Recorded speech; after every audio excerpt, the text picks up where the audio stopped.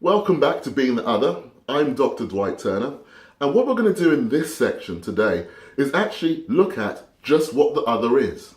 Now I'm going to start setting the scene, but I want to state from the very beginning, I don't have all the answers.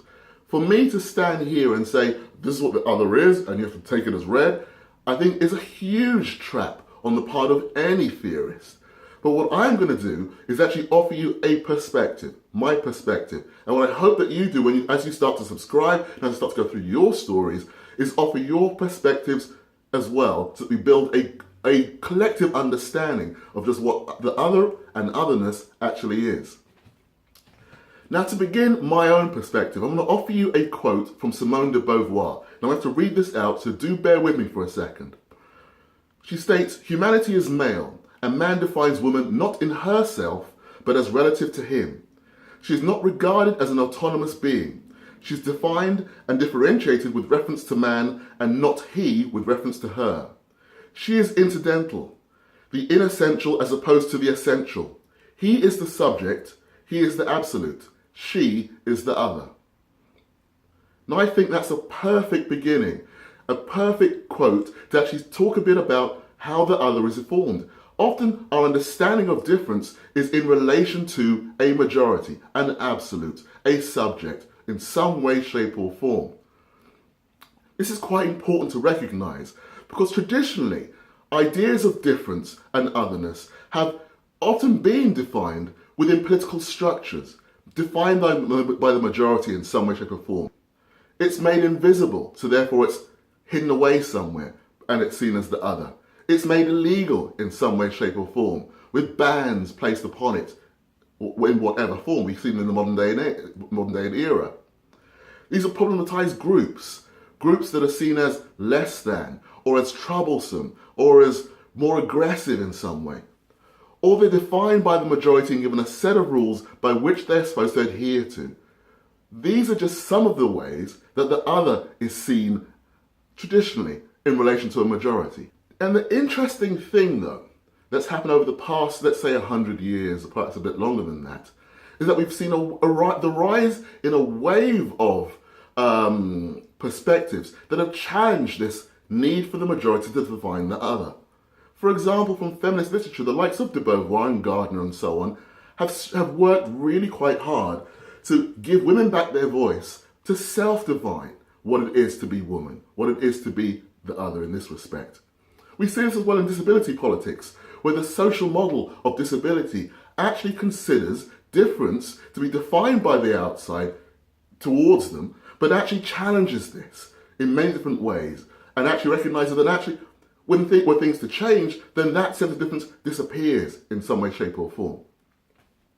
A third example, which I think is quite important to recognise, is in definitions of race, and how these are constantly being challenged in many ways, shapes or forms. I remember Professor Kwame Anthony Appiah, I hope he's a professor, if he's not, I apologise for that, and his talk recently on the Reith lectures discussing actually a racial fixation that doesn't really exist, race as a construct by which the majority could define its own self.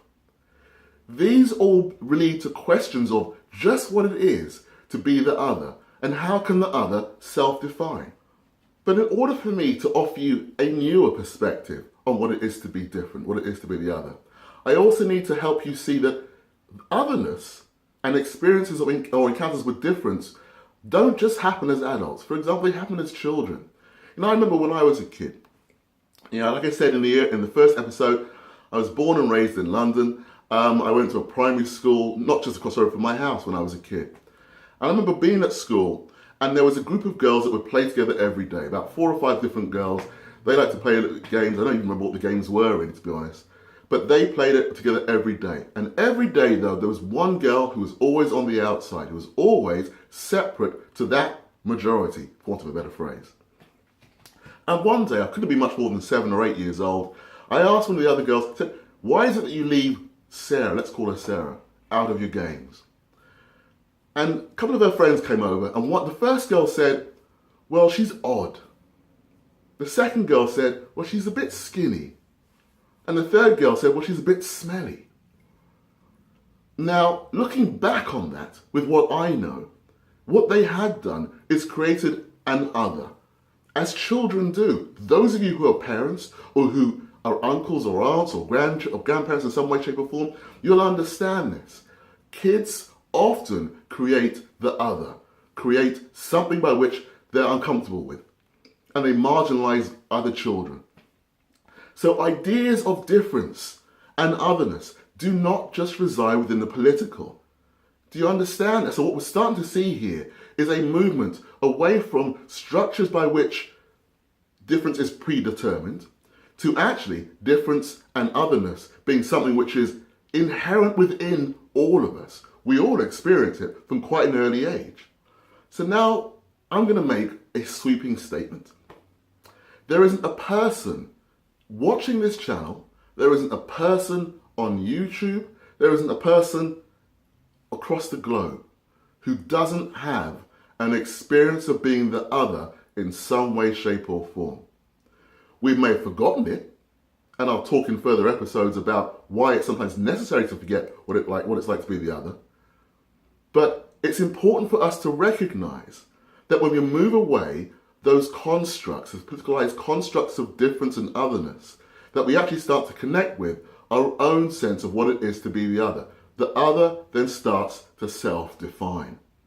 That's the reason why I gave you the quote at the very beginning, and that's why it is actually quite an important topic. The title for today is, what is the other? The answer, the simple answer to that question is, we are all the other. We all have an experiences of other in some way, shape or form. Last week I told you a couple of experiences of my own. Today I'll give you another example. I'm sure you out there, if you're watching this, you have your own ideas and experiences of otherness. When we recognize that being the other is actually a collective, global experience, then we start to self-define what that experience actually is. Therefore, hopefully over time, making it less scary. And we will do this over the following months and weeks and whatever, but continue to subscribe to the channel. It's always a pleasure to receive your emails and your notes. The link is down in the bottom of in the description there. Follow us on Facebook, follow me on Twitter if you wish to do so. But as before, I look forward to working with you. It's an absolute pleasure. I'll see you soon.